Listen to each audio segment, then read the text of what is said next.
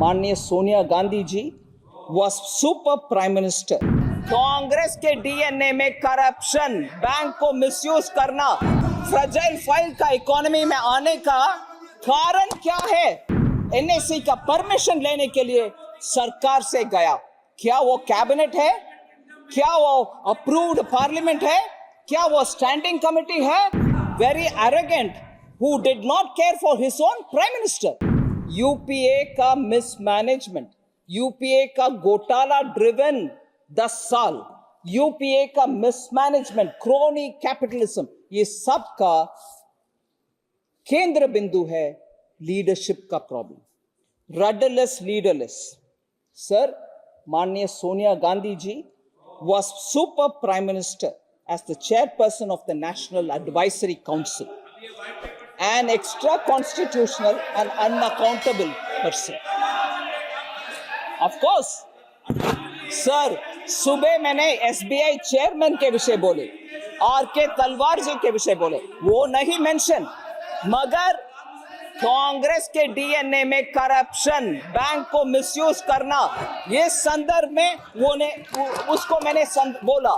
ऐसे ही ये मिसमैनेजमेंट और फ्रजाइल फाइल का इकोनॉमी में आने का कारण क्या है? हर एक घोटाला का एक्सप्लेनेशन हम दे रहे हैं, मगर इन सब का कारण क्या है? मैं जरूर बोलना चाहूंगी, लीडरशिप अगर सही है तो ऐसे हालात होता क्या?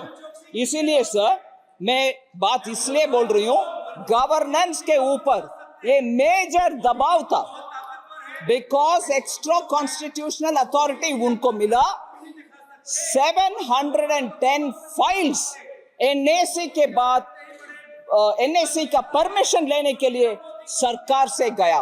क्या वो कैबिनेट है? क्या वो अप्रूव्ड पार्लियामेंट है?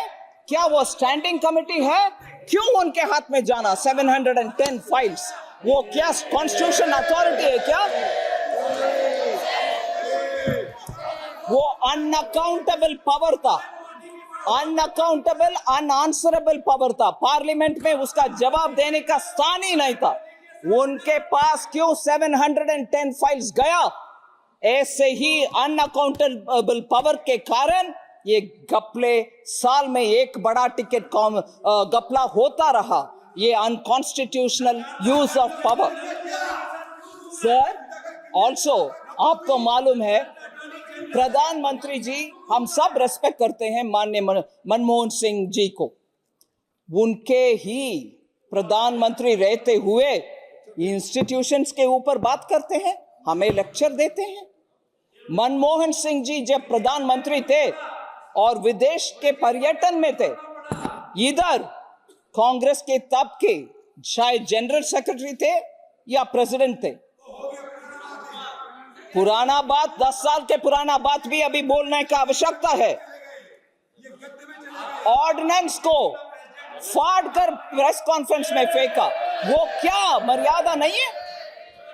वो अवमानना नहीं है प्राइम मिनिस्टर को? Insulting his own prime minister, देश का प्राइम मिनिस्टर। ये ऐसे घमंड और गर्वी, मतलब very arrogant, who did not care for his own prime minister, ये इंस्टीट्यूशन के ऊपर इतना चिल्ला रहे हैं आजकल, हमें लेक्चर दे रहे हैं।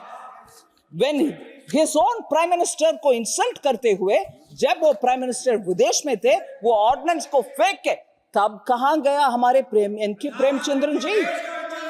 बेसलेस हमें बोलते हैं एनके प्रेमचंद्रन जी, तब उठ करके बोलना था, अरे हमारा प्राइम मिनिस्टर को क्यों इंसल्ट कर रही हो, ये गलत है बोलने को। तब आरएसपी नहीं था, रिपब्लिकन सोशलिस्ट पार्टी जो एनके प्रेमचंद्रन जी का, तब नहीं था। क्यों उठा करके पूछा नहीं? अभी हमें पूछ रहे बहुत सारे प्रश्न,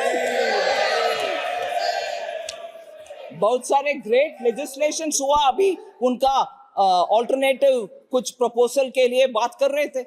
उस समय अच्छा कानून हुआ, right to information, right to food, मैं उसके विषय में आ रही हूं। सर, इतने सारे अच्छा कानून बोल रहे हैं ना इनके प्रेमचंद्र, क्या एनएसी के द्वारा कानून आपको मंजूर है?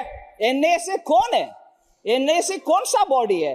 उसके द्वारा जब कानून आता है एनके प्रेमचंद्रन जी को मंजूर है उसमें।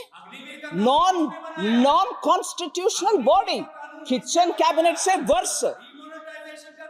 ऐसे सेलेक्टिव मोरालिटी को हाईलाइट करने वाले से मैं विनम्रता से मांग रही हूं, प्लीज आपके हाई मॉरल ग्राउंड को इस पार भी उपयोग करो, उस पार भी उपयोग करो।